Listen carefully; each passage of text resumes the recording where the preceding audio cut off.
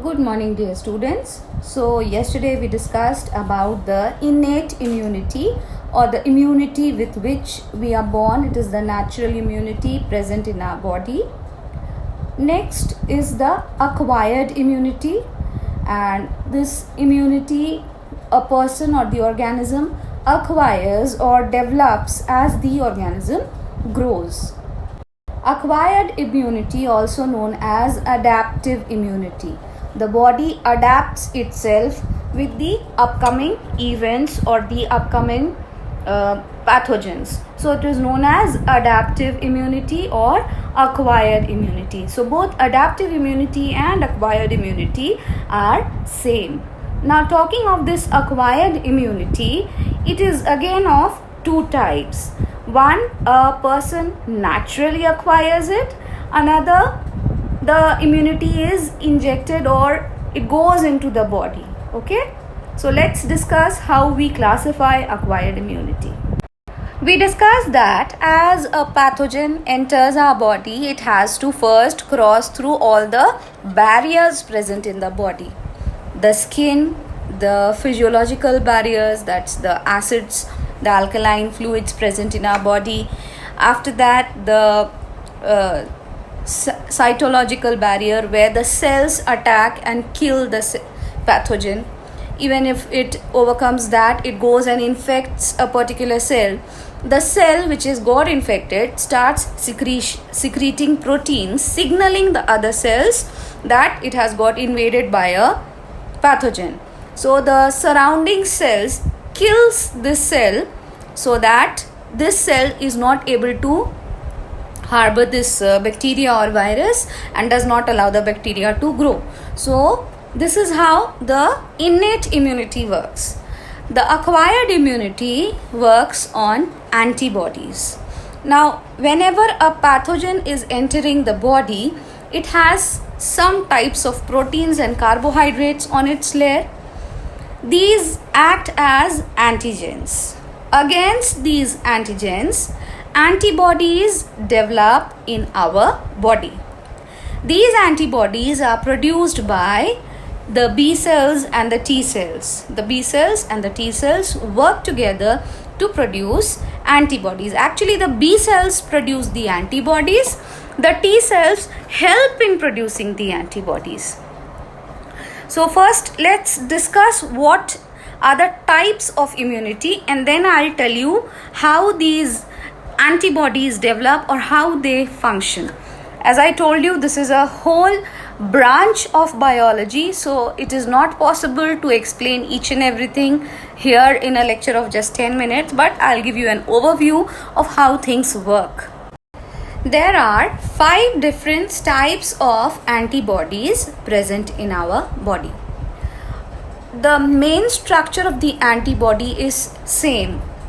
Only some part of this antibody differs and they become antibody for various antigens. This antibody is specific for any antigen. Now how do they develop? As I told you, adaptive immunity is totally antibody based. Suppose during your childhood you had a particular disease like mumps or some bacterial disease. If you have already had that disease, you will never have the disease again in your life. The reason being, when your body was invaded by that pathogen, eventually when the cells got infected by this particular pathogen, the cell secreted proteins telling the surrounding cells that I have been infected by a pathogen, and this antigen, the protein which was signaled, became the signal which developed the antibody for that particular bacteria. Now this antibody is remembered by the body cells, specifically the T cells. They remember it, and again when the body gets infected by the same pathogen, the B cells get triggered by the T cells to secrete this antibody, and they are secreted and they bind to the bacteria and they kill the bacteria before they can invade the organism.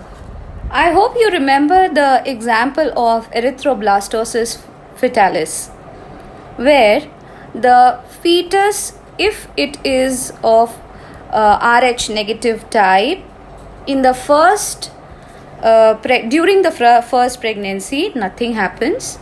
During the delivery of the child, some blood of the fetus gets inside the mother's blood. So the mother's blood develops antibodies against the Rh negative blood of the child. During the second pregnancy, if again the child is having Rh negative blood, antibodies being proteins can travel through the placenta and they cause erythroblastosis fetalis. This means the antibodies from the mother cross the placenta during the second pregnancy and they kill the fetus. So the first pregnancy where the fetal blood came in contact with the mother blood is known as the primary response. The second instance, when the antibodies found out that the fetal blood is Rh negative, it crossed the placenta quickly and it caused erythroblastosis fetalis. This is the secondary response. The immune system also functions somewhat in a similar manner. Suppose you are infected by a bacteria. You are infected by this pathogen. This pathogen goes and identifies this human cell, attacks this human cell. As a response, this human cell is not able to act against this pathogen. It starts secreting certain proteins. These are identified by the adjacent cells, the natural killer cell, macrophages, B cells, T cells, and they secrete certain enzymes that kills both the host cell as well as the bacteria. Okay, and in response to this protein, the B cells and the T cells develop antibodies. Now, when the body is invaded by the same pathogen again, that is, so this was the primary response. During the secondary response, as soon as this pathogen enters the blood, the B cell, T cell identifies it with its antibody, and this antibody directly goes and attacks this pathogen, kills it right there without this pathogen infecting the human cell. This is secondary response. So secondary response involves the B cells and the T cells. Talking of the antibody molecule, all antibody molecule is of this shape. Now this Y-shaped structure has 4 polypeptides, 2 short and 2 long. They are held by disulfide bridges. These black dots which you see are the disulfide bridges. These short polypeptides are known as the light chain and the long polypeptides are known as the heavy chain.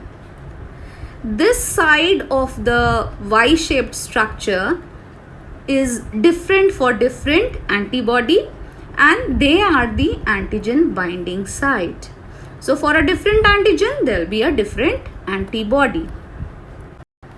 These are the 5 types of antibodies: IgG, IgE, IgD, IgA, IgM. Now you have to remember, IgA is present in breast milk. It protects against pathogens and it is found in mucuses, saliva, tear. IgE helps in allergic reactions. They are responsible for allergic reactions. And IgG is secreted by plasma cells in the blood. They are able to cross the placenta into the fetus. So these 3 immunoglobulins, you need to remember their properties. IG stands for immunoglobulin. The primary response, if you recollect, in the primary response, what was happening? Cells were involved for developing immunity against the pathogen. Such type of immunity is known as cell-mediated immunity. When antibodies have already developed inside the body, if the pathogen again ingests or is coming inside the body, the antibodies starts reacting against the pathogens. So where are the antibodies present? They are present in the blood.